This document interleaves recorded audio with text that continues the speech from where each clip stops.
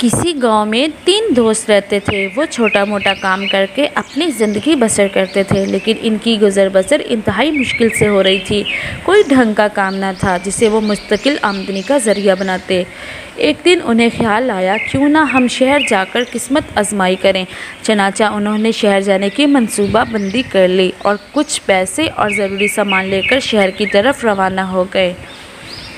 रास्ते में वो एक जंगल में से गुजर रहे थे कि कुछ देर किसी दरख्त के नीचे सस्ताने के लिए बैठ गए। करीबी ज़मीन की गैर मामूली सूरत हाल देखकर इनमें से एक ने छड़ी के साथ दरख्त के नीचे खोदने लगा और अचानक इसकी छड़ी किसी सख्त चीज़ से टकराई और इसने इसको मज़ीद खोदा तो वो एक देग का ढक्कन था।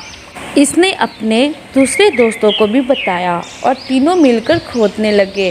थोड़ी देर बाद उन्होंने सोने के सिक्कों से भरी हुई एक देग निकाल ली और इतना बड़ा खजाना पाकर वो खुशी से भोले न समा रहे थे।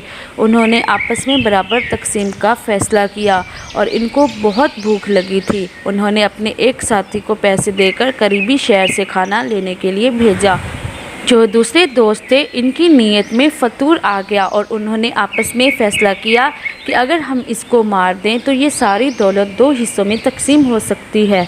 और उधर तीसरे दोस्त के जहन में ये ख्याल आया कि अगर मैं खाने में जहर मिला दूँ, वो दोनों खाना खाते ही मर जाएंगे और मैं सारी दौलत का मालिक बन जाऊँगा। ये सोचकर इसने खाना ख़रीदा और इसमें जहर मिला दिया और दोस्तों की तरफ चल पड़ा। वो दोनों पहले से ही इसके मुंतज़िर थे और इन दोनों ने आओ देखा ना ताओ देखा और इस पर झपट पड़े और इसे मार मार कर हलाक कर दिया। और फिर दोनों दोस्त आराम से खाना खाने के लिए बैठ गए।